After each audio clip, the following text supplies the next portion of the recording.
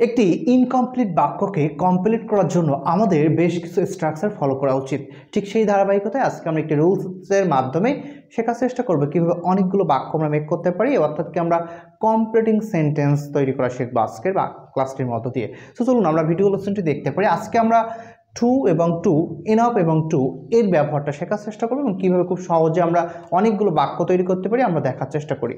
আমরা প্রথম দেখুন তিনটে স্ট্রাকচার লিখে রাখছি, সাবজেক্ট, ভার্ব, টু, অ্যাডজেক্টিভ। দেখুন একটু আমরা বোঝার চেষ্টা করি যে টু এর পরে সবসময় অ্যাডজেক্টিভ আর অ্যাডভার্ব বসবে, আর এনাফ টু এর পূর্বে হচ্ছে আমাদের অ্যাডজেক্টিভ অ্যাডভার্ব বসবে।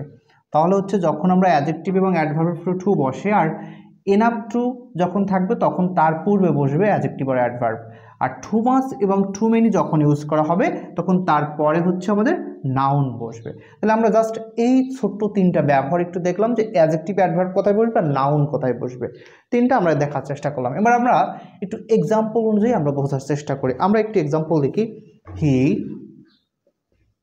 ওয়ার্কস টু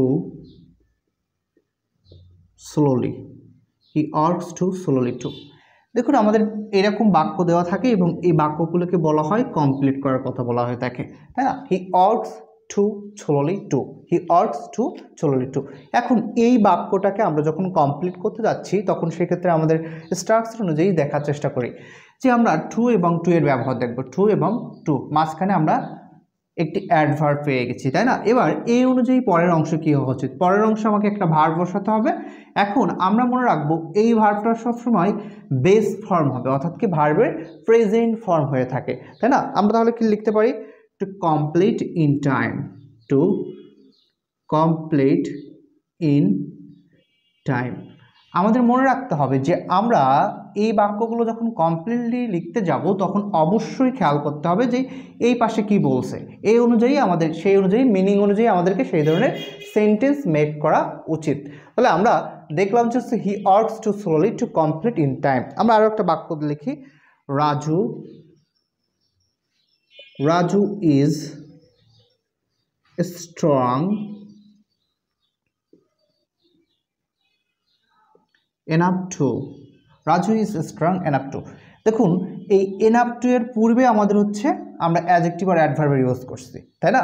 তাহলে এখানে জাস্ট একটু ব্যবহারটা খেয়াল করি আমরা যে টু এর পরে বসছে এখানে অ্যাডজেক্টিভ অ্যাডভার্ব, আর এখানে এনাফ টু এর আগে বসছে অ্যাডজেক্টিভ অথবা অ্যাডভার্ব। সেই অনুযায়ী আমরা যদি এখানে বাক্যটা কমপ্লিট করতে হয় একই স্ট্রাকচার, ভার্ব প্লাস এক্সটেনশন। এখানেও আমাদের ভার্বটা সেম ভার্ব হবে। তাহলে আমরা লিখতে পারি to defeat anybody, to defeat anybody. আমরা কিন্তু এই ধরনের বাক্য লিখতে পারি। তাহলে সেই অনুযায়ী আমরা যদি স্ট্রাকচার অনুযায়ী যে বাক্যগুলো দেখলাম, যে প্রথম স্ট্রাকচার অনুযায়ী একটা বাক্য দেখলাম, সেকেন্ড স্ট্রাকচার অনুযায়ী দেখলাম এবং তৃতীয় স্ট্রাকচার অনুযায়ী আমরা একটা বাক্য দেখার একটু চেষ্টা করি। খেয়াল করে আমরা একটা বাক্য লিখতে পারি, হি হ্যাজ টু